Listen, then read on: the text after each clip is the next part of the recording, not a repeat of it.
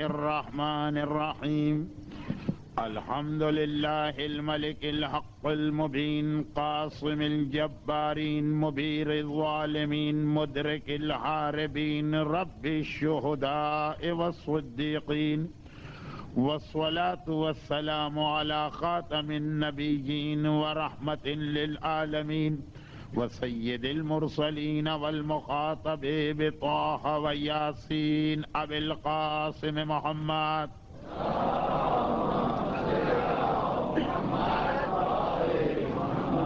وآله وأهل بيته وعترته الطيبين الطاهرين المعصومين المظلومين المنتجبين الغر الميامين لا سيما على بقية الله في الأراضين وحجته على العالمين عجل اللهم له الفرج ولعنة الله على أعدائهم أجمعين أما بعد فقد قال الله الحكيم في محكم كتابه الكريم بسم الله الرحمن الرحيم قل إن كنتم تحبون الله فاتبعوني يحببكم الله ويغفر لكم ذنوبكم والله غفور رحيم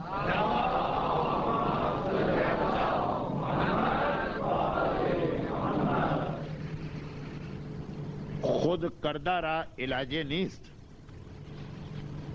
یعنی بعض اوقات انسان کوئی ایسی غلطی کر جاتا ہے کہ جس کے بعد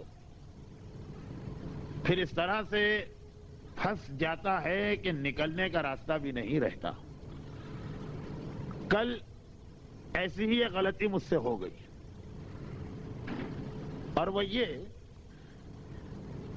کہ میں نے خالی باہر کے نوٹس بورڈ پر موجود پوسٹر پڑھا، اور چونکہ بہت تھکا ہوا آیا تھا اس لیے انتظامیہ یا مومنین سے یہ پوچھ نہ پایا کہ جو کچھ اس پوسٹر پہ لکھا ہے کیا اسی طرح سے واقعات پیش آئے تھے۔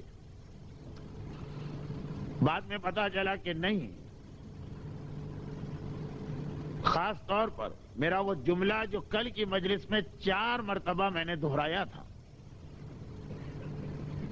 یعنی بعض ناگزیر وجوہات کی بنا پر، جس کو سب لوگ جانتے ہیں، میرے اشرے سے پہلے والا اشرہ اس عنوان پہ نہ ہو سکا جو پوسٹر پر تحریر تھا، اور اسی تحریر کی بنا پہ مجھے بار بار کہنا پڑا کہ اگرچہ کچھ حالات کا تقاضا بھی یہ ہے کہ اس عنوان پہ گفتگو کی جائے، اور کچھ مومنین کرام کی خواہش بھی ہے، میں یہ خواہش پوری نہیں کر پاؤں گا، اس لیے کہ ابھی آپ 10 مجلسیں سن کے بیٹھے ہیں۔ یہ کل کا جملہ تھا، خالی اس پوسٹر کی تحریر کی بنا پر۔ تو جب بعد میں یہ پتا چلا کہ ایسا نہیں ہوا، تو اب جتنے لوگوں سے ملاقات ہوئی وہ اگرچہ کوئی بہت زیادہ نہیں تھے، مگر جتنے مومنین سے ملاقات ہوئی سب نے کہا کہ آپ کا انداز یہ بتا رہا تھا کہ موضوع اہم ہے، صرف اس لیے آپ اس پہ بات نہیں کرنا چاہتے کہ لوگوں نے 10 مجلسیں سنی۔ تو اب جب یہ ثابت ہو گیا کہ یہ مجلسیں اس عنوان پہ نہیں ہوئی ہیں، تو خود آپ ہی کے جملے کا نتیجہ یہ ہے کہ آپ کو اس پہ گفتگو کرنا چاہیے۔ لیکن مومن امیر المومنین کی نگاہ میں یہ وہ عنوان ہے کہ جس پہ میں پہلے ہی سے پچھلے سال کی مجالس کو نامکمل چھوڑ دینے کی بنا پر ذہنی طور پہ تیار تھا کہ گفتگو کرنا۔ اب یہ اعلان شدہ عنوان ہے، اور وہ دوسرا عنوان کل کی میری ایک غلطی کا نتیجہ کہ خالی تحریر کو پڑھا اور اس کی تفسیر کو دریافت نہیں کیا، جو مسلمان بھی ایک اکثر غلطی کر رہے ہیں۔ چنانچہ اب یہ موضوع اس طرح سے آگے چلے گا کہ بنیادی طور پر تو میں اپنے اصل عنوان پر ہی برقرار رہوں گا، لیکن ضمنی طور پر، اور وہ بہت سرسری نہیں، کچھ نہ کچھ باتیں علامات ظہور یا حالات ظہور، یا ظہور بھی نہیں، حالات ما قبل الظہور، اس پر بھی تھوڑی تھوڑی گفتگو کا سلسلہ رہے گا۔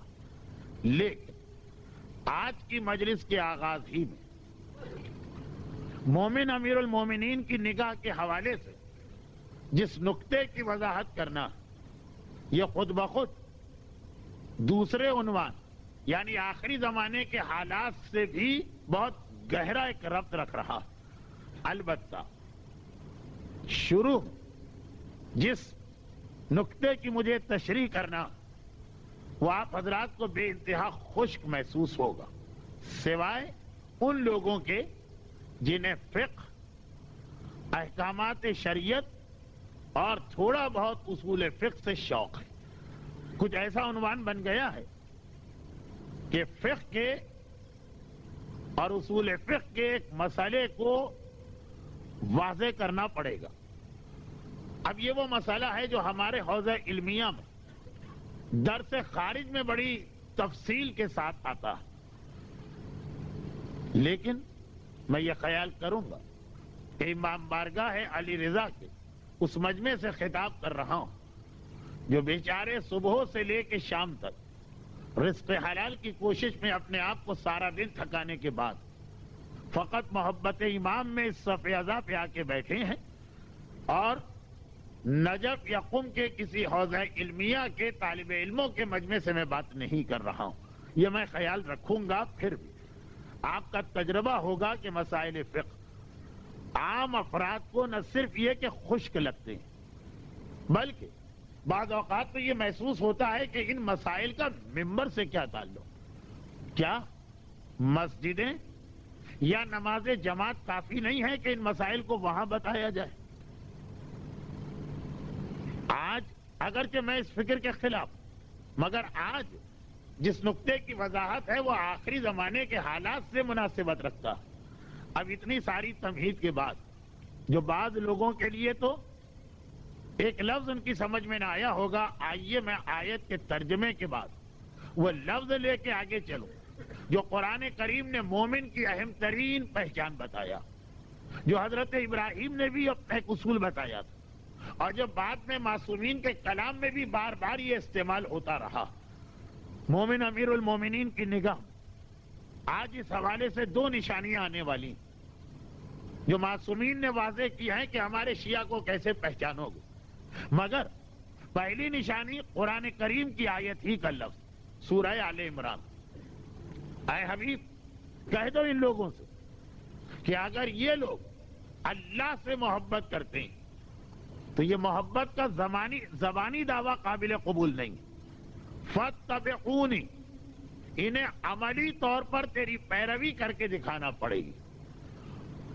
اگرچہ کئی آیتوں میں محبت کے مفہوم کو ذرا واضح کیا گیا تھا کہ اگر اللہ سے محبت کر رہے ہو تو اس کے حبیب سے بھی محبت کرنا ہوگی. اگر رسول سے محبت نہیں ہے تو اس کا مطلب تم اللہ سے بھی محبت نہیں کر رہے. اور پھر رسول نے واضح کیا کہ اگر مجھ سے محبت کر رہے ہو تو میرے جگر کے ٹکڑوں سے بھی محبت کرنا ہوگی. اگر میری اولاد سے محبت نہیں تو مجھ سے بھی محبت نہیں. تو ایک سلسلہ وہ جو بنتا اور ممبروں سے آپ اس کو سماعت فرماتے ہیں، مگر وہ سارا کا سارا سلسلہ ایسا ہے کہ دل چیر کے کیسے دیکھا جائے کہ اس دعوی محبت کرنے والے کے دل میں محبت ہے کہ نہیں. دیکھیے کل کا لفظ آ گیا کہ پیغمبر نے ایک اصول بتا دیا کہ جب تک کہ کسی کے دل کو نہ چیرا جائے یہ فیصلہ نہیں ہو سکتا ہے کہ وہ اپنے دعوے میں سچا ہے کہ جھوٹا.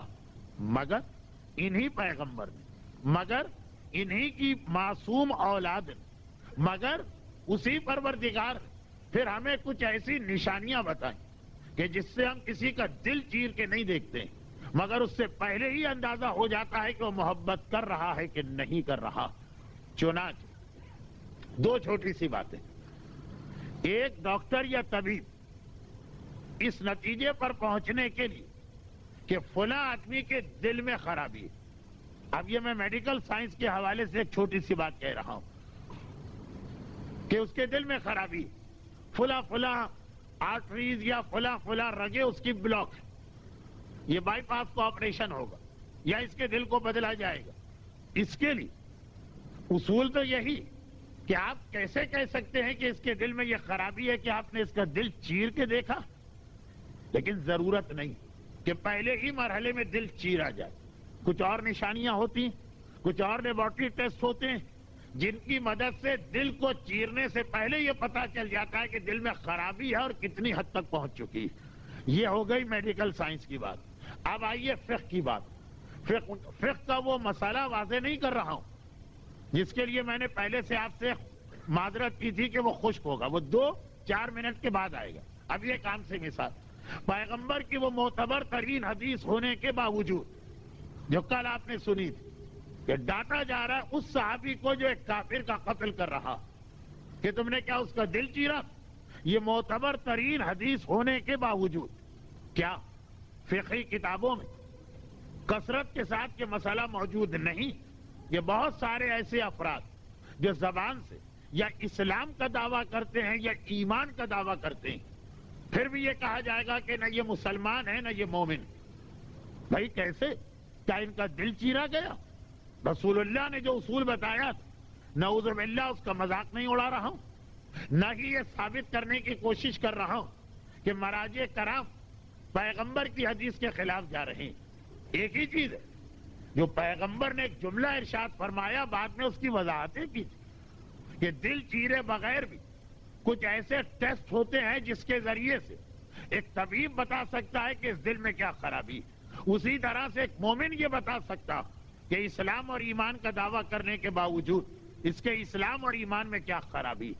ہاں, ڈانٹا گیا اس بات پر کہ خود سے فیصلہ نہ کرو, جیسے وہ طبیب ٹیسٹ لے گا تب پتا چلے گا, بغیر اس ٹیسٹ کے خود سے فیصلہ نہ کرنا کہ فلاں آدمی اس بیماری میں مبتلا.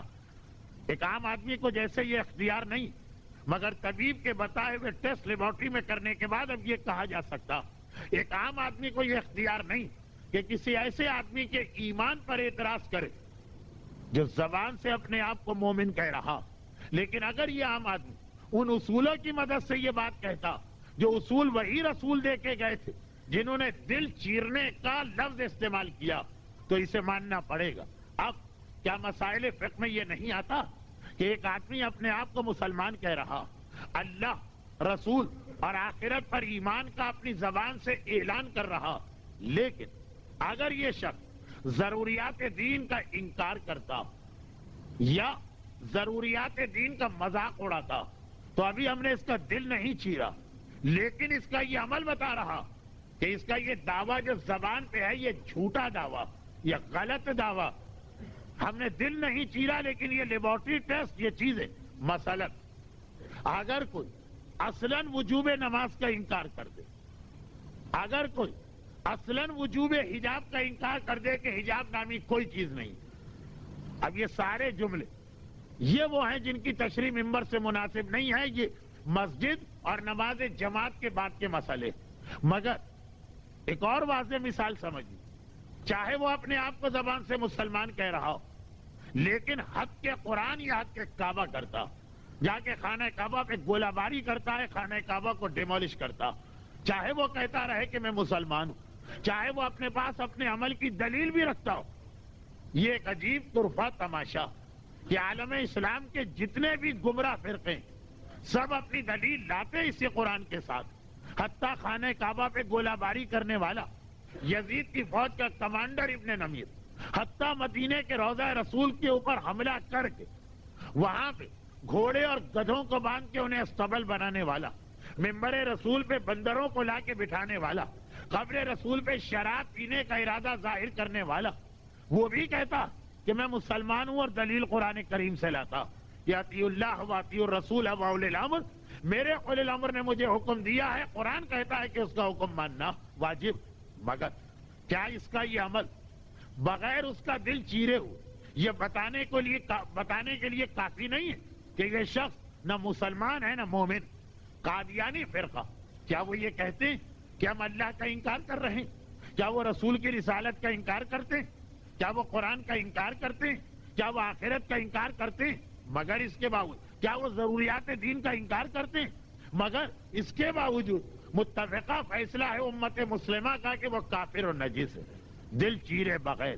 اس لیے کہ یہ والا جملہ جو ہے دل چیرنا کسی خاص وجہ سے کل کی مجلس میں آیا تھا, اور بس میں مثالیں زیادہ نہیں دے رہا ہوں، اس لیے کہ ایک آدھ جو باقی ماندہ مثال، ناصبی اور خارجی، غالی اور نصیری، یہ سب ہمارے نزدیک کافر، وہ ایک آدھ مثال آگے چل کر آج کی مجلس میں کسی اور عنوان کے تحت آ رہی۔ تو خلاصہ یہ کہ اگر کہ ایک اصول سیٹ تو کر دیا پیغمبر نے کہ فقط اسی کے ایمان اور اسلام کے دعوے کا انکار کرو جس کا دل چیر کے تم نے دیکھا ہو، مگر کچھ نشانیاں ایسی جو ہمیں بتانے کے لیے کافی ہیں کہ اس کے دل کے اندر نہ اسلام ہے نہ ایمان ہے، انہی نشانیوں کو مولا نے اپنے شیعہ کی پہچان بتایا، یعنی ان نشانیوں کی الٹ بات کو، کہ جس کے اندر وہ نشانیاں پائی جائیں گی جو دل چیرے بغیر دل کی حالت بتا رہی ہے کہ کفر بھرا، وہ ہمارا شیعہ نہیں ہو سکتا۔ تو خالی زبان کا دعویٰ اس اصول کے باوجود کہ بغیر دل چیرے فیصلہ نہ کرنا، مگر خالی زبان کا دعویٰ، نہ قرآن تسلیم کر رہا ہے نہ امام تسلیم کر رہے ہیں، قرآن کے ان الفاظ میں زبانی دعوے کا انکار کر رہا ہے۔ آئے حبیب کہہ دو ان لوگوں سے کہ اگر یہ اللہ سے محبت کرتے ہیں تو یہ محبت کافی نہیں، جب تک کہ یہ تیری پیروی نہ کریں اور تیرے نقش قدم پہ نہ چلے۔ یہ پیروی کا لفظ آ گیا، واپس محبت کا لفظ نہیں آیا کہ اگر اللہ سے محبت کر رہے ہیں تو تجھ سے بھی محبت کرے، پھر بات وہی زبانی دعوے پہ رہ جاتی۔ قرآن تو ہمیں ایمان کی لیبارٹری کے ٹیسٹ کا طریقہ بتا رہا کہ وہ طریقہ یہ ہے کہ محبت کے بعد ان کے عمل میں بھی تبدیلی، اور تبدیلی ایسی ہو کہ تیرے نقش قدم پہ چل رہے ہیں، تجھے فالو کر رہے ہیں، تیرا اتباع کر رہے ہیں۔ لیکن یہ لیکن اور مگر میری مجلس میں بڑے خطرناک تو ہوتے ہیں، لیکن پھر لیکن آ گیا، اتنے ہی اہم بھی ہوتے ہیں۔ لیکن یہ جو ایک بات آ گئی پیغمبر کا اتباع کرنا، اب یہاں اصول فقہ کا ایک بڑا ہی دقیق مسئلہ آ رہا، آج اس کو میں بیان نہیں کروں گا مجلس کے شروع کے اعلان کے باوجود، کیونکہ 15 سے 20 منٹ پھر ایک بہت ہی خشک ٹکڑا آپ آج سن چکے، اس لیے مزید اس کی وضاحت کل مگر صاحبان علم کے لیے اشارہ کر دوں کہ وہ کیا، فاتبعونی، انہیں آنکھیں بند کر کے تیری پیروی کرنا، مگر یاد رکھیے رسول کے ہر عمل کو ہم لوگ ریپیٹ نہیں کر سکتے ہیں، اس کی نقل نہیں کر سکتے ہیں، اس کی پیروی نہیں کر سکتے، بلکہ سال گزشتہ کی ایک مجلس اسی عنوان کے تحت، اس میں نے مثالیں بھی دی کہ جن لوگوں نے ہر چیز میں میرے مولا کی نقل کرنا چاہیے، کتنا اسی دنیا میں ان کو ذلیل ہونا پڑا۔ اگر کوئی علی کی طرح اپنے آپ کو امیر المومنین کہتا تو رکشے یا موٹر سائیکل پہ اسے فرار اختیار کرنا پڑا۔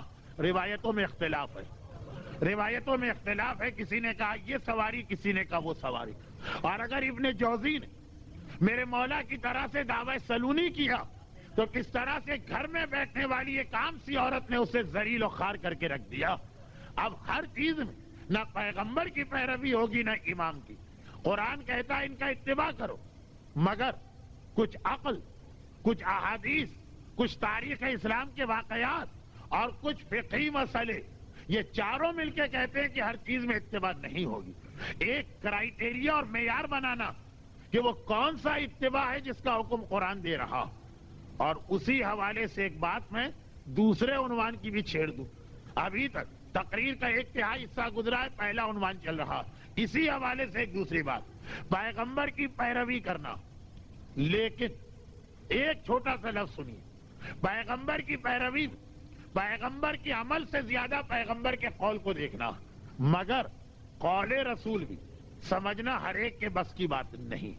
اور بس یہاں سے آئیے موجودہ حالات کے تحت ایک بات، کل میں نے جو جملہ کہا اسی موضوع کو بڑھا رہا ہوں، کچھ ایسا آج کی تقریر کا عنوان بن گیا کہ دونوں موضوع خود بخود اس میں آ رہے ہیں۔ مجھے یہ جملہ نہیں کہنا پڑ رہا ہے کہ برادران محترم آج پہلا موضوع مکمل ہوا، یہ دوسرا موضوع شروع کریں، نہیں، اسی میں سے یہ بات نکل رہی۔ اور وہ کیا، کل والا ایک جملہ آپ کو یاد دلا کر، لوگ کہہ رہے ہیں کہ مولانا امام کب آئیں گے؟ آج کل یہی بات ہو رہی ہے نا، وہ علامت ظہور کون کون سی ہیں جو اب پوری ہو گئی، اور ان کے بعد بھی کیا کوئی اور علامت باقی ہے، یا بس یہ ساری آخری نشانیاں ہیں جو بڑی کثرت کے ساتھ پوری ہو رہی؟ آج کل یہ سوال ہر جگہ پوچھا جا رہا، اور ہر مجلس پڑھنے والے سے، چاہے وہ کوئی بہت بڑا عالم ہو اور چاہے مجھ جیسا طالب علم، سوال ہر جگہ ہو رہا کہ اب کتنی نشانیاں بچ گئیں، یعنی معلومات نہ رکھنے والے بھی. کس کی معلومات؟ علائم ظہور کی. جن کے پاس معلومات نہیں ان کا بھی دل گواہی دے رہا کہ حالات ایسے بن گئے کہ یہی وقت ظہور ہونا چاہیے. بغیر علامتوں کی تفصیل میں گئے ہوئے، بغیر مناسب معلومات کے بھی ہر مومن کا دل کہہ رہا ہے کہ یہی آخری زمانہ اور یہی زمانے ظہور. مگر میں نے کل کیا جملہ عرض کیا تھا کہ لوگ سوال کر رہے ہیں کہ سچا امام کب آئے گا، اور میں جواب دے رہا ہوں کہ سچے امام کی اتنی فکر نہ کریں، پہلے جھوٹے امام سے اپنے آپ کو بچانے کی فکر کریں. لوگ انتظار کر رہے ہیں کہ حقیقی امام کب آئے گا، اور میں انتظار کر رہا ہوں کہ بس اب وہ جھوٹا آنے والا، اس کے آنے میں کتنے دن باقی رہ گئے. اور اسی حوالے سے جو نشانی ہمارے پاس آئی ہے اسے دوہرا دوں. اور وہ نشانی کیا؟ مجھے یاد ہے کہ 3-4 سال پہلے میں نے اس عنوان پر ایک اور حوالے سے بات کی تھی، وہ بھی میں بتاؤں گا کہ کیا حوالہ. آج دوسرے انداز سے بات ہے، لیکن وہ نشانی کیا کہ سچا امام، یہ نشانی سچا امام ظاہر نہیں ہو سکتا جب تک کہ اس سے پہلے ایسے جھوٹے امام نہ آئیں جو نہ صرف یہ کہ اپنے آپ کو امام کہیں. اچھا یہ میں عرض کر دوں کہ یہ جملے میرے مفہوم امام کا، اس لیے کہ یہ حدیث 6 یا 7 مختلف معصومین سے مختلف جملوں کے ساتھ آئی. وہ ساری حدیثیں اپنے ذہن میں رکھ کر اس کا خلاصہ اپنے الفاظ میں پیش کر رہا ہوں کہ فرمایا گیا مولا سے لے کے 6 امام سے لے کے 8ویں امام سے لے کے 10ویں امام تک 6 معصومین نے اس خطرے سے ہمیں مختلف حوالوں سے آگاہ کیا کہ سنو کہ سچے امام سے پہلے جھوٹا امام ضرور آئے گا، بلکہ سچا آ نہیں سکتا جب تک کہ ایسا جھوٹا نہ آئے. جھوٹے کی بات نہیں، ایسا جھوٹا جو ہمارے ماننے والوں کو بھی بہکا نہ دے. دیکھیں شیعت اس بارے میں بڑی حساس ہے. ہمارے پاس امامت کا ایک ایسا اعلیٰ ترین معیار ہے کہ عام آدمی ہمیں بے وقوف نہیں بنا سکتا. عام کیا خاص آدمی بھی ہمیں بے وقوف نہیں بنا سکتا. وہ کوئی بہت ہی خاص الخاص آدمی ہوگا کہ جس کے حوالے سے کہا گیا کہ آخری زمانے میں ہمارے ماننے والوں کو بھی بہکا دے گا. عام مسلمانوں کو بہکانے کے لیے تو بہت سارے اور ایسے ڈرامے یا طریقے ہیں کہ وہ بہک بھی جاتے ہیں. وہ جو پاکستان میں پورا پیری مریدی کا اصول چل رہا اور پورا ایک سسٹم رائج ہے انڈیا اور پاکستان میں، ہمارے یہاں کبھی نہیں چلے گئی. اس لیے کہ ایسی شخصیتیں ہمارے سامنے کہ اس کے بعد نعوذ باللہ توہین نہیں کر رہا ہوں، لیکن ایسے ہمارا کڑا معیار ہے، ایسی شخصیتیں ہمارے سامنے کہ یہ پیر و مرید، یہ ان سب کی بات تو چھوڑیے، یہ موٹے مستنڈے جو بیعت کراتے ہیں اور اپنے باپ کی گدی پہ بیٹھ کے جھوم جھوم کے لوگوں کو اپنا مقلد بناتے ہیں، فقہی مقلد نہیں. ہمارے پاس تو وہ معیار ہے کہ میں مراجع کی بات تو کیا کروں، نبی اور رسول بھی اگر ہمارے سامنے آ جائے تو پورے احترام کے باوجود جس نے علی کو دیکھ لیا، جس نے حسین کو دیکھ لیا، نعوذ باللہ شاید یہ بھی آنکھوں میں جچے نہیں. توہین رسالت نہیں کر رہا ہوں، میں بہت ڈرتا ہوں اس معاملے سے جو ہمارے ہاں ممبروں سے ایک عام سی بات ہو جاتی کہ انبیاء و مرسلین کو بھی بعض اوقات سلمان و قمبر وغیرہ سے بھی پس کر کے دکھایا جاتا. نعوذ باللہ یہ توہین ہے، یہ جسارت ہے. بلکہ اگر عقیدے کے تحت ایسا ہو تو یہ بھی ان اعمال میں سے ایک ہے جو آدمی کو کافر بنا دیتا. مگر میں معیار کی بات کر رہا ہوں کہ اتنا بلند ہمارا معیار ہو گیا، وہ آنے والا کیسا ہوگا جس کے لیے معصومین نے کہہ دیا وہ ہمارے ماننے والوں کو بہکا دے گا. اور کچھ چھوٹی چھوٹی اس کی مثالیں آ گئیں. ابھی میں نے کہا ہمارے یہاں معیار اتنا بلند کہ اگر نبی بھی آ جائے تو ہم آسانی سے امپریس نہیں ہوں گے. اگلا جملہ بھی میں کہہ رہا ہوں کیونکہ مومن امیر المومنین کی نگاہ اس کی ایک خصوصیت آگے آئے گی، اس میں جملہ کام آئے گا کہ ہاں واقعاً ہیں کچھ ایسے علاقے جہاں پہ ہمارے ماننے والے بہک گئے. الحمدللہ اس سال ذی الحجہ میں مکہ مکرمہ میں تھا جب پاکستان کے صوبہ پنجاب سے میرے پاس ٹیلی فون آیا کہ مولانا ایک بڑا فتنہ جو یہاں کھڑا ہو گیا جس کا دعویٰ تھا کہ وہ امام کے ربط میں مسلسل وہ اس ذی الحجہ میں انتقال کر گیا. الحمدللہ جو اس کی خرابیاں تھیں، جس طرح اس نے اپنے امام زمانہ سے رشتے اور تعلق کو استعمال کر کے صاحبان ایمان کو بہکایا، جس طرح اس نے ثابت کیا تھا کہ نہ مرجعیت کوئی چیز ہے، نہ اجتہاد کوئی چیز ہے، نہ تقلید کوئی چیز ہے، جس طرح اس نے یہ بتایا تھا کہ امام کا پیغام آ گیا کہ ہمارے شیعہ کو نماز اور روزے کی ضرورت نہیں، اس اعتبار سے میں ایک فتنہ کہہ رہا ہوں اور بہت ہی احتیاط سے جملہ استعمال کر رہا ہوں۔ یہ وہ باتیں ہیں کہ اس میں پلٹ کے ہماری ہی قوم کی توہین اور جس انداز سے محبت امام کے نام پر لوگوں کے گھر کی عفت مآب خواتین کے ساتھ کھیل کھیلے گئے، اس لیے اس کو ایک فتنہ کہا گیا۔ لیکن وہ جملہ بھی اپنے ذہن میں رکھ کر کہ ہم کو کوئی عام آدمی آسانی سے نہیں بہکا سکتا۔ ایک آدھ یہ مثال بھی اس دور میں آئی کہ بہکا گیا، یہ مومن کی ایک خاص نشانی آگے بنے گی۔ ابھی میں آگے بڑھوں کہ 4 سال پہلے میں نے عرض کیا تھا نا کہ جھوٹے امام کی تیاریاں کچھ اس انداز سے ہو رہی کہ یہ دعوے بڑی کثرت کے ساتھ ہونے لگے۔ کون سے دعوے؟ کہ ہمارا امام سے رابطہ۔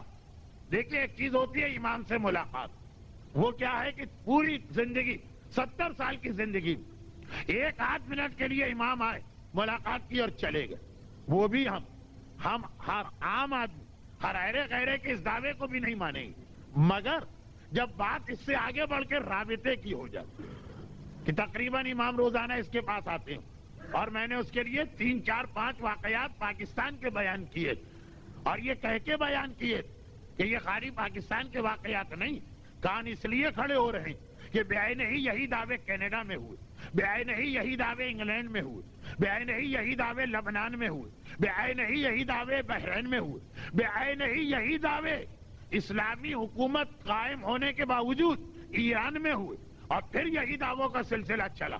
تو یہ لگ رہا کہ ایک جیسے دعوے، ایک جیسے جملے، ایک جیسی حرکتیں کوئی ہے اس پورے پس پردہ اس ڈوریاں ہلانے والا۔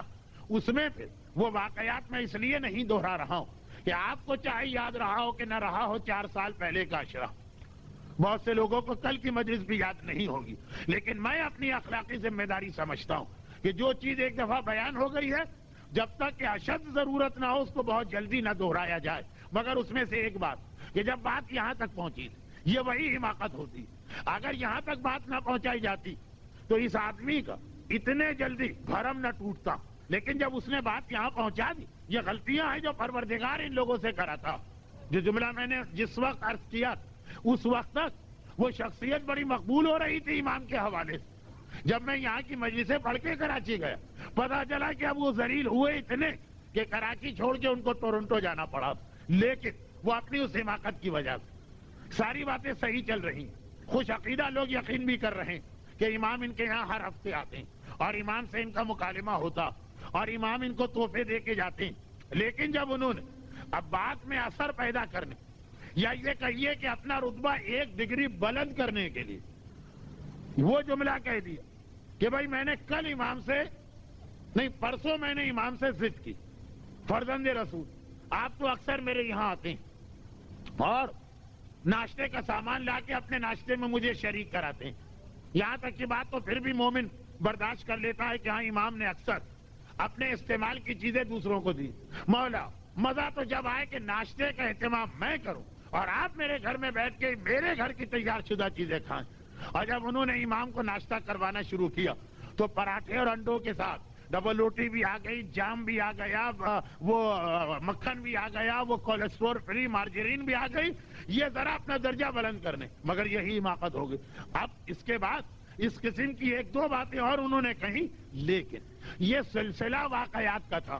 اگر کسی کو وہ چیزیں سننا تو وہ یہ کیسٹ مانگ لے، میں تو اب اس کے مدد سے بات کو آگے بڑھا رہا ہوں۔ وہ یہ کہ یہ پہلا مرحلہ تھا لوگوں کو تیار کرنے کا کہ امام آنے والے۔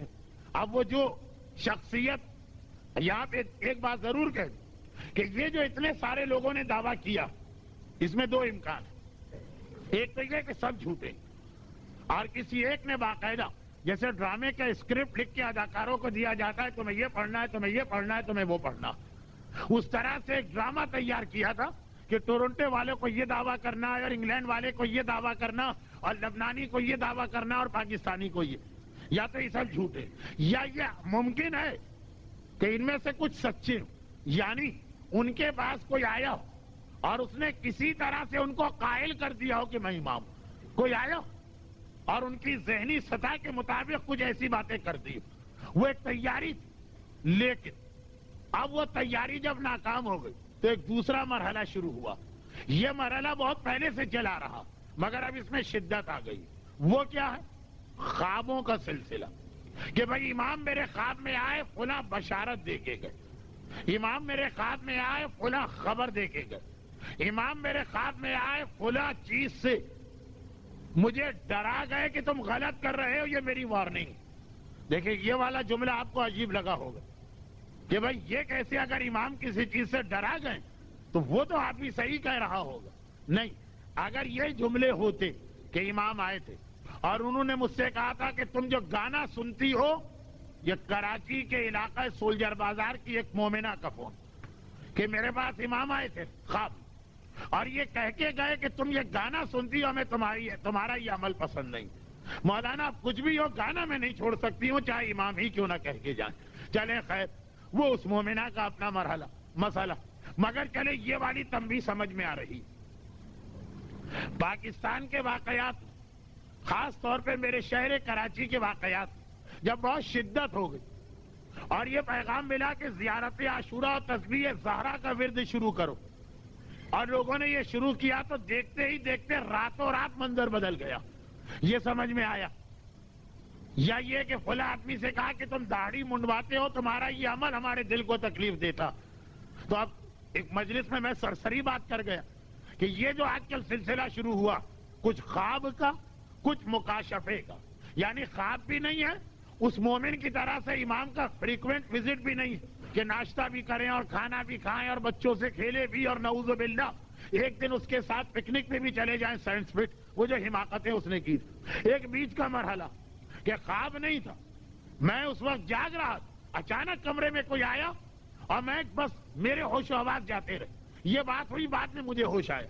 نہ یہ سویا نہ اس طرح امام سے ملاقات کی کہ وہ بیگ تیار کر کے سینٹ فٹ پہ امام کے ساتھ 2 گھنٹے پکنک کر کے آئے. بیچ کی کیفیت. یہ جو ایک سلسلہ شروع ہوا تو اس کے اندر یہ والی بات لوگوں کی سمجھ میں نہیں آئی تھی، میں نے سرسری کہہ دی تھی. کون سی بات؟ کہ امام جو تنبیہ کرتے ہیں یہ بھی آنکھیں بند کر کے یقین نہ کیجئے دعوے دار کی بات کو. تو اب لوگوں نے کہا بھئی تنبیہ جو کرے وہ تو سمجھ میں آنا نہیں. اس کا راز کب کھلا؟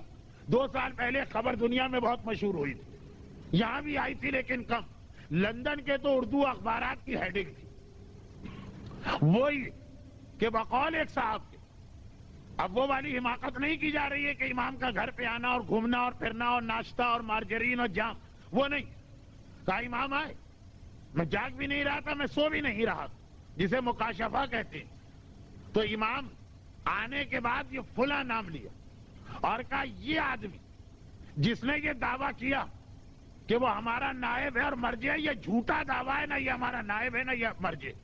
وہ بڑی عظیم شخصیت، اس وقت قوم شیعہ کی عزت و آبرو ہے اور ایسی عظیم شخصیت کے جانشین ہیں کہ اب آدمی اگر ان کو نعوذ باللہ غلط مان لے تو جس کے جانشین ہے ذہن وہاں تک جاتا.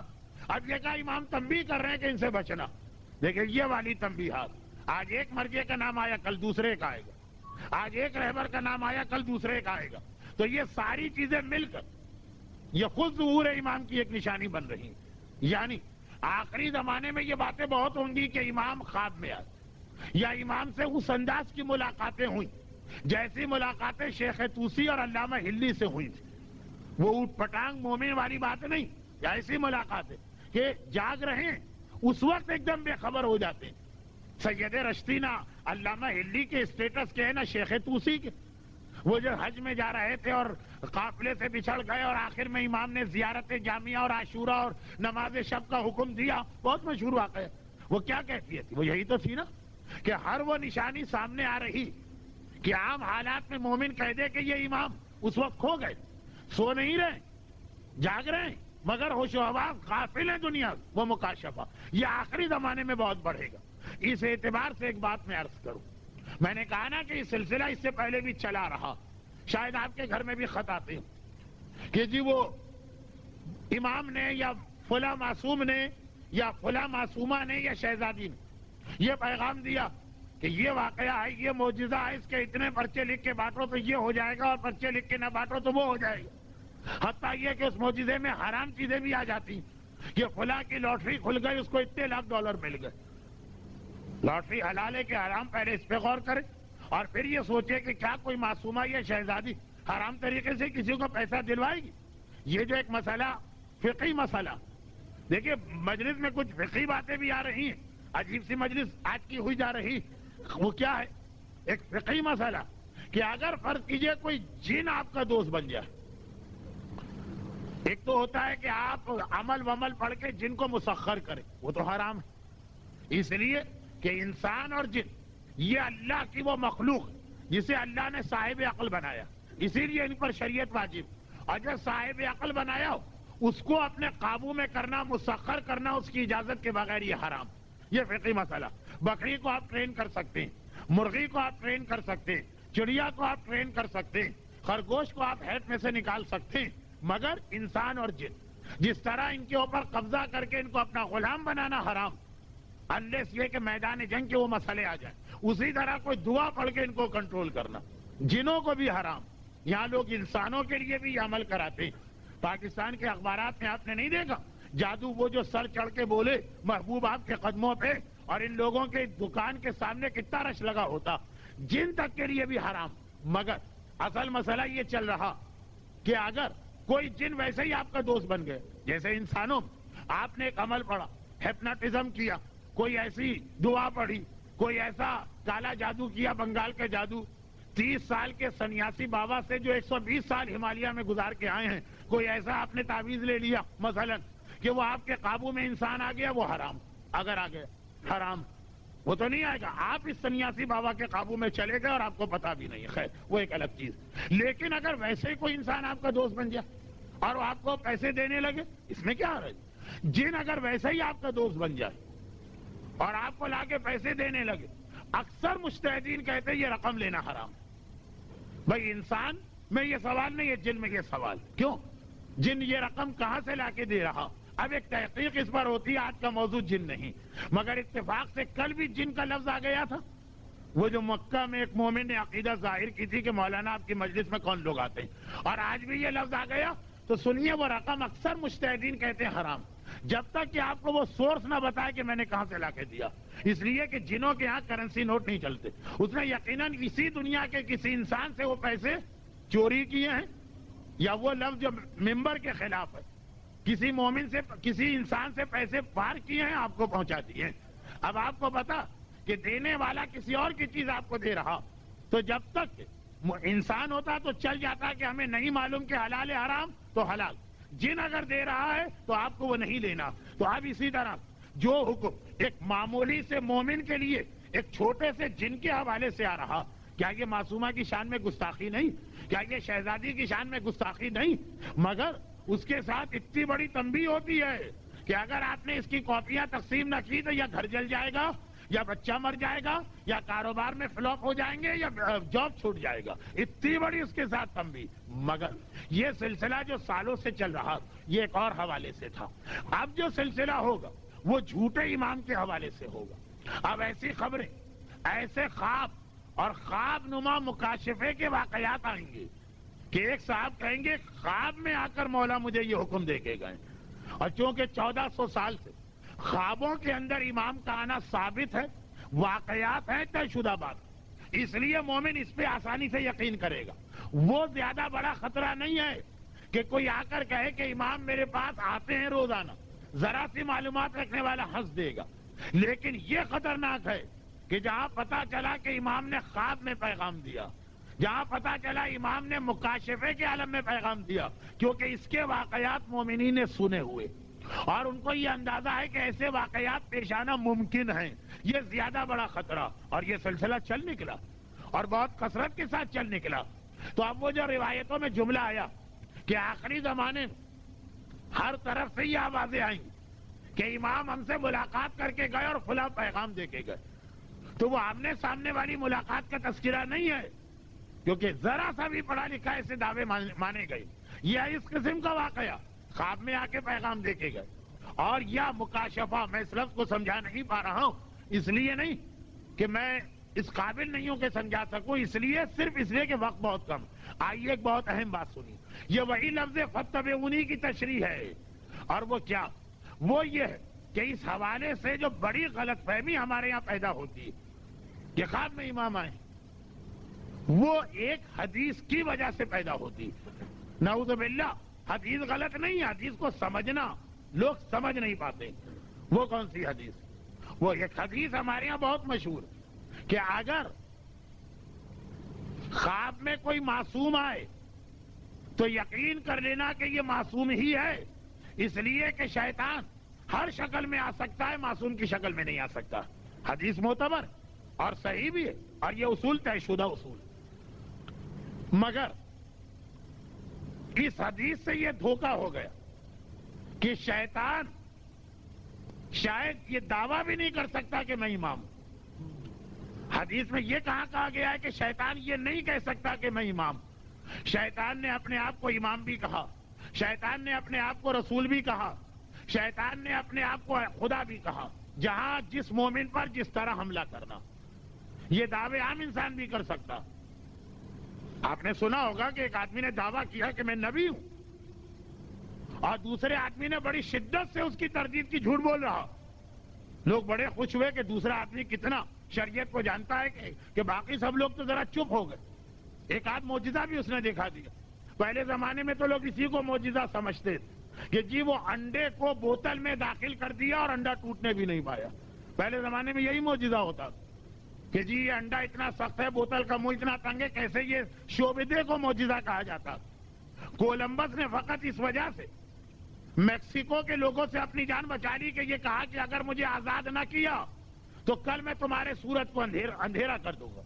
اور چونکہ اس کے پاس جنتری تھی جس میں تھا کہ کل اتنے بجے گہن لگنے والا، وہی معجزہ ہو گیا جب اگلے دن سورج سیاہ ہونا شروع ہوا۔ تو یہ تو پہلے زمانے کے لوگ تھے، تو ایسا کوئی معجزہ دکھا بھی دیا۔ اب لوگ ششو پنج میں، مگر دوسرا والا کہہ رہا ہے بالکل جھوٹا ہی، ساری باتیں غلط ہے، یہ نبی نہیں۔ شاباش، اتنی محبت اس کے دل میں رسول کی ہے کہ جھوٹے کے دعوے کو غلط کر رہا ہے۔ لوگوں نے پوچھا اتنے یقین سے کیوں کہہ رہے؟ کہا یہ نبی کیسے ہوتا؟ میں نے بھیجا ہوتا تو یہ نبی ہوتا، میں نے تو اس کو بھیجا ہی نہیں ہے۔ یہ دیکھیے وہ ایک منزل اور آگے بڑھ کے اللہ میاں بن بیٹھے۔ تو اب یہ اس قسم کے واقعات دیکھیے، ایسا بھی ہوتا ہے کبھی۔ یہ تو خیر جھوٹی بات پہ لوگوں نے کہا دونوں پاگل ہیں، لیکن کبھی سچی بات پہ بھی یہ جملہ کہہ دیا جاتا۔ اور اس کی مثال دو، حبیب ابن مظاہر ادھر سے آ رہے ہیں اور میثم تمار ادھر سے آ رہے ہیں، اور شہر کوفے کے بنی کندہ قبیلے کے محلے میں ملاقات ہو رہی ہے، جہاں پہ بہت سے لوگ تو اہل بیت کے دشمن ہیں اور بہت سے لوگ جو اہل بیت کے ماننے والے ہیں مقصر ہیں، یعنی صحیح معرفت اہل بیت نہیں۔ وہاں پہ یہ دونوں ملے، جیسے ہی آمنے سامنے آئے سلام کیا۔ میثم بہرحال مولا علی کے خاص شاگرد، حبیب مولا حسین کے خاص صحابی، دونوں کا رتبہ اپنی جگہ پر، اور دونوں نے ہی امام کے نام پہ جان دی۔ مگر جب ایک دوسرے سے ملاقات ہوئی، کبھی کبھی یہ کیفیت ہوتی ہے کہ آدمی کے پاس جو سینے میں بھرا وہ برداشت نہیں کر پاتا، میثم اور حبیب جیسے کی زبان پہ بھی یہ چیزیں آ جاتی ہیں۔ یہ تو صرف معصوم کی شان۔ مولا کے لیے بھی جملہ ہے کہ انہی میثم کو لے کے کبھی جنگل میں جاتے تھے، ہر ایک نے سنا، ایک فاصلے پہ روک دیتے تھے، خود اکیلے جاتے تھے، کنویں میں منہ ڈال کے کچھ باتیں کرتے تھے، واپس آتے تھے۔ یہ ہے والوتر الموتور، تنہا ہے علی، اکیلا ہے علی۔ حسین وتر موتور ہے منزل مصائب میں، علی وتر موتور منزل فضائل میں بھی ہیں۔ چنانچہ میثم نے کہا مولا کس سے بات کر رہے؟ کہا کہ میرے سینے میں جو علم اتنا کہ میرا سینہ کبھی پھٹنے لگتا ہے، کہوں تو کس سے کہوں۔ یعنی میثم تمار اور حبیب کی منزلت سے بھی اونچی باتیں۔ چنانچہ اس طرح کنویں میں آ کر اپنے سینے کا بوجھ ہلکا کرتا ہوں، اور اے میثم، دنیا میں جتنی خوشبودار گھاس اور خوشبودار پھول اگتے ہیں وہ یہی ہمارا کلام ہے جو ہم نے زمین سے کہا ہے، جو اس خوشبو کی شکل میں ظاہر ہوتا۔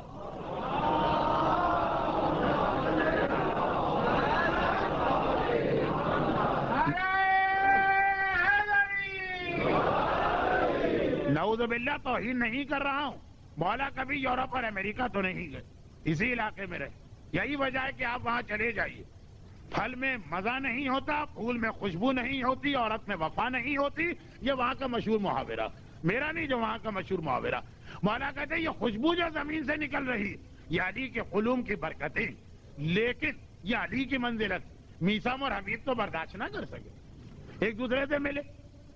میثم نے کہا کہ اے حبیب، بلکہ پہلے حبیب نے کہا کہ میثم، میں ایک ایسے آدمی کو دیکھ رہا ہوں جو اسی کوفے کا رہنے والا، اور ایک دن اسی کوفے میں دار پہ اس لیے چڑھایا جائے گا کہ وہ مولا کے فضائل بیان کر رہا ہوگا، اس کے ہاتھ پاؤں کاٹے جائیں گے، خون جاری ہونے سے وہ شہید ہوگا. اچھا، ہم اور آپ تو اتنی چھوٹی اس کی آدھی بھی خبر سنیں تو ڈر کے مارے گھر میں سہم کے بیٹھ جائیں، لیکن وہ میثم زبان کٹ گئی تب بھی مولا کے فضائل زبان پہ آتے رہے. ایک منزلت ہوتی، نہ ہم میثم ہیں نہ ہم میثم جیسے بن سکتے ہیں. میثم نے مسکرا کے، اور حبیب، اور تم کوفے کے اس آدمی کو بھول گئے کہ جس کا پیٹ بڑا ہے، سر ایسا، اور وہ علی کے بیٹے کی محبت کے اندر پیاسا مارا جائے گا. حبیب نے کہا کہ علی کے فضائل بیان کرتے ہوئے ایک آدمی کی زبان کاٹی جائے گی. میثم نے کہا اور علی کے بیٹے کی محبت میں مارا جائے گا. یہ کہے کہ دونوں آگے چلے گئے، باتیں کہہ دی. تیسرے صحابی رشید آ گئے، یہ بھی اسی گروپ کے ہیں جنہیں معصومین نے قیامت تک کے حالات سے آگاہ کیا تھا. ابھی تو لوگ یہ بحث کر رہے ہیں کہ امام کو علم غیب ہوتا ہے کہ نہیں ہوتا. بدقسمتی یہ ہے کہ ہمارے بعض نوجوان بھی اس مسئلے کے اندر انوالو ہو گئے. ارے معصومین کی بات چھوڑو، امام کے شاگردوں اور امام کے صحابیوں تک کو قیامت تک کے حالات پتہ ہوتے.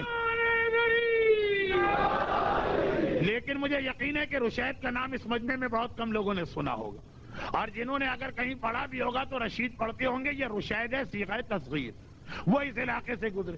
اب محلہ بنی کندہ کے لوگ جو یہ باتیں سن رہے تھے، حیران و پریشان اپنی جگہ کھڑے تھے.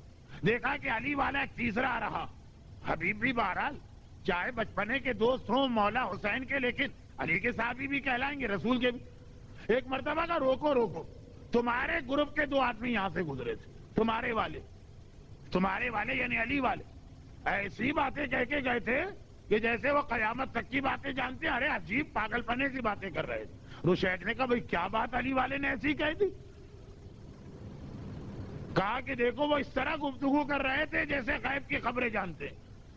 ایک نے دوسرے سے یہ کہا، دوسرے نے پہلے سے یہ کہا.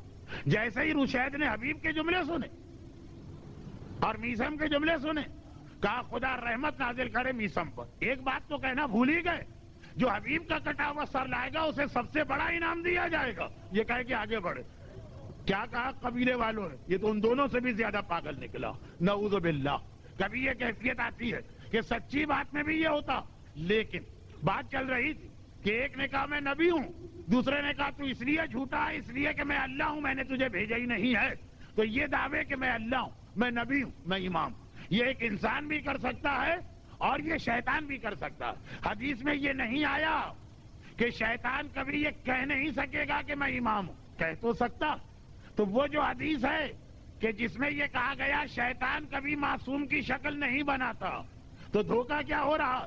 اگر ایک آدمی نے واقعاً خواب میں کسی بزرگ کو دیکھا اور وہ بزرگ کہہ رہے ہیں کہ میں تمہارا امام ہوں اور یہ حکم لے کے جاؤ، تو اب یہ حدیث جو اس نے سنی ہے کہ شیطان تو کبھی امام کی شکل میں نہیں آ سکتا، اور یہ کہہ رہے ہیں میں امام ہوں، اس لیے یہ خواب سچا ہے. تو یہ دھوکہ کہاں کھا رہا؟ یہ ایک آدمی دھوکہ نہیں کھا رہا. آخری زمانے کی یقینی نشانی سنیے، یقینی. اتنی کثرت کے ساتھ لوگ خواب اور مکاشفے میں امام سے ملاقات کے دعوے کریں گے، اور ہر دعوے کے ساتھ پیغام آئے گا.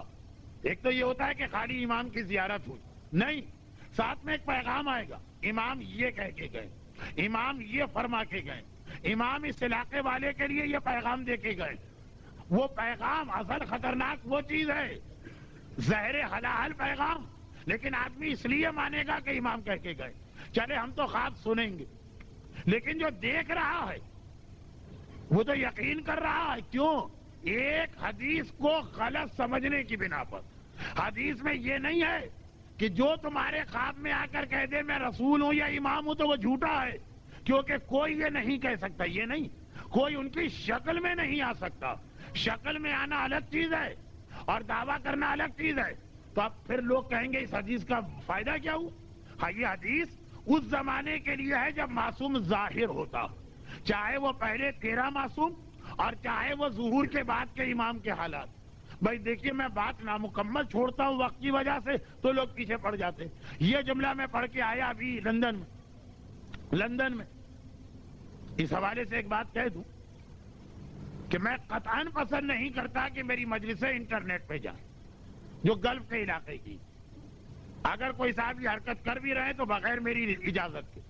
ایک تو اس علاقے کے ماحول کے اعتبار سے میں اسے عزاداری کے لیے ایک نقصان دہ سمجھتا ہوں. پھر یہ کہ آج کل موضوع ایسا بن گیا کہ میں جس علاقے میں جاتا ہوں لوگ میرے اصلی موضوع کو تو لپیٹ کے طاق پہ رکھ دیتے اور مجھے مجبور کر کے دوسرے موضوع پہ چلاتے جو میں دوسری جگہ پڑھ کے آ چکا ہوں. تو لوگوں کا وقت ضائع کرنے اور انٹرنیٹ پہ اتنی اسپیس ضائع کرنے کی کیا ضرورت. لیکن لندن والا جملہ میں اس لیے کہہ رہا ہوں کہ وہاں بس میں نے اتنی سی بات کہی کہ چاہے پہلے 13 معصوم ہو اور چاہے امام کے ظہور کے بعد ہو اس میں یہ حدیث چلے گی. لوگوں نے پکڑ لی. کہا مولانا امام کے ظہور کے بعد تو کفر ختم ہو جائے گا, نفاق ختم ہو جائے گا, شیطان ختم ہو جائے گا, پھر اس حدیث کی کیا ضرورت. مجھے پوری ایک مجلس پڑھنا پڑی. کیا آپ سمجھ کیا رہے ہیں؟ ادھر امام آئیں گے اگلے دن دنیا کے حالات بدلیں گے. ارے امام کے آنے کے بعد حالات بدلنا تو درکنار, بظاہر ایسا لگے گا نعوذ باللہ حالات اور خراب ہو گئے. اور چند سال چلے, سال کو بڑا لگے تو چند مہینے مومنین اتنی پریشانی میں ظہور کے بعد ہوں گے کہ نعوذ باللہ کچھ لوگ یہ کہہ اٹھیں گے اس سے اچھا تھا یہ آتے ہی نہیں. ہم تو انہیں بلا رہے تھے. کیوں ہم بلاتے ہیں؟ الاجل الاجل کیوں کہتے ہیں؟ ادرکنی کے لیے, الغوث کے لیے کہ آ کے مدد کریں. یہ تو مدد درکنار ہمارے مسئلے اور بڑھا گئے. اتنے برے حالات ہوں گے کہ مومن کی زبان پر یہ بدتمیزی کا جملہ آئے گا. تو خیر اب وہ حالات اس وقت نہیں بتانا. خدا کرے کوئی مومن مجھ سے یہ جبریہ خواہش بھی ظاہر نہ کرے کہ مولانا کچھ باتیں وہ ہو جائیں تو میں اپنے موضوع پہ رہوں گا. ابھی دیکھیے یہ والی حدیث اس زمانے کی ہے جب معصوم ہوتے ہیں, چاہے پہلے 13 معصوم چاہے ہمارا امام جو ظہور کے بعد ہمارے سامنے ہوگا. اس لیے کہ یہ جملہ کہ شیطان امام کی شکل میں نہیں آتا یہ اس کے لیے ہے جو معصوم کو پہچانتا ہو, جسے پتا ہو یہ شکل معصوم کی ہے. اس کے لیے یہ جملہ کہ شیطان کبھی اس شکل میں نہیں آتا جس نے کبھی معصوم کی زیارت ہی نہ کی, یعنی غیبت کے سارے مومن. یہ حدیث غیبت کے مومنین کے لیے ہے ہی نہیں کہ شیطان خواب میں اگر آئے تو اسے معصوم مان لینا کیونکہ کبھی وہ معصوم کی شکل میں نہیں آتا. یہ اس کے لیے ہے جو معصوم کو دیکھے ہوئے ہو اور وہ یہ دیکھ لے کہ آنے والے کی وہی شکل ہے جو میں دیکھ چکا ہوں, یقین کر لو یہ امام. پھر ان کا حکم مانو چاہے کچھ بھی کیوں نہ ہو, چاہے وہ جلتے تندور میں بیٹھ جانے کی بات کیوں نہ کہہ دے. لیکن غیبت کے اندر جب تم نے کسی امام کی زیارت بالمشافہہ فیس ٹو فیس آمنے سامنے نہیں کی تو جو بھی شکل بنا کے آئے گا تم کو کیا پتا, امام کی شکل تو جانتے ہی نہیں ہو. اب تو خالی اس کا جملہ تم سنو گے کہ میں ہوں تمہارا امام, جس انداز سے بھی وہ کہے. تو حدیث میں اس سے نہیں روکا گیا. شیطان میں اتنی ہمت ہے, شیطان میں اتنی جرت ہے, شیطان میں اتنا حوصلہ ہے, وہ یہ کہہ سکتا ہے کہ میں اللہ کا نمائندہ ہوں. کبھی رسول کہے, کبھی امام کہے, کبھی نبی کہے. تو یہ خالی اس وجہ سے کہ خواب میں انہوں نے کہا تھا کہ میں امام ہوں, ایسے خوابوں کو قطعاً نہ مانے. اچھا نہ مانے تو ملاقات امام نامی کتاب علامہ ہلی کا خواب, شیخ توسی کا خواب, کیا وہ بھی انکار کر دے؟ نہیں, وہ مانے. وہی کل کی مجلس کا آخری جملہ آج بھی آ گیا. مولانا آپ کو ہو کیا گیا؟ خیریت تو ہے, طبیعت تو ٹھیک ہے, شوگر کوئی زیادہ ہائی تو نہیں ہے, کیا آپ بات کر رہے ہیں؟ ابھی آپ کہہ رہے ہیں نہ مانو, ابھی آپ کہہ رہے ہیں مانو. یہ وہ پولیس سے رات کہ ماننا بھی اور نہ ماننا بھی. تو کیا کس طرح سے یہ فتبعونی کا مطلب فتبعونی یہ نہ سمجھیے کہ مولانا نے کوئی ربط کے بغیر بات کہہ دی, ربط کل ملائیں گے. فتبعونی کا مطلب یہی ہے کہ کچھ خواب مانو کچھ نہ مانو, مگر یہ معیار نہ بناؤ کہ جس نے آ کر کہا ہے کہ میں امام ہوں تو خواب میں تو غلط دعویٰ نہیں ہو سکتا ہے, وہ امام ہی ہوں گے. آخری زمانے کی یقینی نشانی کہ جو آئے گا آخری زمانے میں اس کو کون بھیجے گا؟ شیطان بھیجے گا. تو پہلے شیطان ذہنوں کو تیار کرے گا آنے والے کے حوالے سے. اور اسی لیے ایک جملہ, ایسے خواب کبھی کسی مرجے کے حوالے سے کیوں نہیں آتے؟ ایسے خواب کبھی کسی مقدس عالم کے حوالے سے کیوں نہیں آتے؟ ایسے خواب ان افراد کے حوالے سے کیوں آتے ہیں کہ جن کی زندگی ہر ایک کے سامنے ہے کہ نہ علم اتنا ہے نہ کردار ایسا ہے؟ ایسے ہی لوگ ایسے خواب کیوں دیکھتے؟ کوئی وجہ ہے؟ ذرا سی عقل رکھے تو آدمی فیصلہ کر سکتا ہے. کسی مرجے نے آج تک کیوں نہ کہا آخری زمانے کے مرجع کی بات کر رہا ہوں کہ امام خواب میں آئے تھے اور یہ پیغام دے کے گئے. یہ 40 پرچے تو میں نے اس لیے کہہ دیا کہ یہ لوگوں کو مشہور ہے، مشہور بات معلوم، ورنہ ایسے کتنے چھوٹے چھوٹے پیغام آ رہے ہیں جس کے اندر یہ جملہ ہی کافی کہ امام خواب میں آئے تھے اور انہوں نے کہا کہ کم از کم تم کو کسی تقلید کی ضرورت نہیں، جب مسئلہ پیش آئے مجھ سے پوچھ لو، میں بتا دوں گا. اب بظاہر بہت چھوٹی بات، وہ بڑی خطرناک بات ہے کہ فلاں رہبر جو ہے اس کو میں نے رہبر بنایا ہی نہیں، اسے میں نے مرجع بنایا ہی نہیں. یہ وہ بات نہیں، یہ ہے ود ڈیو ریسپیکٹ، مرجع اپنی جگہ ہے لیکن وہ عام لوگوں کے لیے، تمہارے لیے نہیں. یہ خواب دیکھا ہے کسی خاتون نے؟ اور وہی بات جو میں کہہ رہا تھا کہ خواب بھی آج کل عورتیں کچھ زیادہ دیکھ رہی ہیں، جس کی وجہ سے عزاداری کے اندر بھی کچھ تبدیلی آتی جا رہی. وہ جو پچھلے سال میں نے ایک واقعہ پڑھا، کسی نے کہا مولانا ذرا اس کا پس منظر بتائیے. پچھلے سال نہیں، اس سے پچھلے سال. اتنا لمبا واقعہ نہیں ہے کہ آپ گھڑی کو دیکھیں کہ 10 تو بج گئے، اور کل اعلان ہو چکا ہے کہ مولانا وقت کے بعد تو 1 منٹ ممبر پہ نہیں ٹھہرتے. وہ اعلان میں نے نہیں کیا تھا. خیر، تو خلاصہ یہ ہے کہ وہ واقعے کا پس منظر بھی یہ کہ مومنہ نے کہا میں کیا کروں، میں کیا کروں. مومنہ کہتی میں کیا کروں. خود شہزادی رباب نے خواب میں آ کے مجھے یہ پیغام دیا. تو میں مرجع کی بات مانوں، کامن سینس کی بات مانوں کہ شہزادی کی بات مانوں؟ جملہ بالکل صحیح. اگر یہ ثابت ہو جائے کہ امام نے یا کسی معصومہ نے یا شبہ معصومہ نے کوئی پیغام دیا تو نہ ہم عقل کو دیکھیں گے، نہ کامن سینس کو دیکھیں گے، نہ اپنی عام معلومات کو. مگر یہ ثابت ہو کہ وہ آئی ہیں اور یہ ثابت ہو کہ ہم نے ان کی بات بھی سمجھی. وہ والی بات ہے نا کہ شہزادی نے کہا کہ میرے لال کا جو جھولا تمہارے یہاں نکلتا تمہارے محلے کے امام باڑے میں، میرے لال کا سونے سے مجسمہ بنا کے اس گہوارے میں چڑھاؤ. تصویر میں تو مراجع میں اختلاف ہے کہ جاندار کی تصویر حلال ہے کہ حرام، مجسمہ تو طے شدہ بات. اور ویسے بھی پوری شیعت کے چہرے پہ داغ لگنے والا کہ یہ بت پرست ہے. خالی ہم سجدگاہ رکھتے ہیں تو آج تک ہم سے یہ کہا جاتا، جبکہ ہم سجدگاہ کو سجدہ نہیں کرتے، سجدگاہ پر سجدہ کرتے. اس کے بعد یہ کہا جاتا، اور یہ مجسمہ کہ شہزادی کہہ کے گئی میرے لیے تو کوئی گنجائش ہی نہیں. چہروں پہ خون ملنے والا اس میں بھی بشارتوں کا دخل ہے. تو یہ اتنی ساری باتیں آ رہی ہیں کہ اب ہدف بنے گا امام زمانہ کا مشن، پھر وہ جھوٹ آ جائے گا. وہ ساری باتیں خواب کے ذریعے، مکاشفے کے ذریعے ہم تک پہنچائی جا چکی ہوں گی، پھر ہم کیوں شک کریں. تو وہ والی حدیث یہاں غلط سمجھی جا رہی ہے کہ امام یا نبی شیطان ان کی شکل میں نہیں آ سکتا. یہ صرف ان لوگوں کے لیے ہے جو ان کے زمانے میں تھے. مثلا ہندا کے خواب میں اگر شہزادی آئی کہ اگر میرے لال تیرے شوہر کا کوئی نقصان کیا بھی تھا تو میری زینب کا کیا قصور ہے کہ اسے قید میں رکھا گیا. اگر ہندا کے خواب میں شہزادی آتی تو بات سمجھ میں آتی، کیونکہ ہندا شہزادی جانتی. کن معنوں میں جانتی؟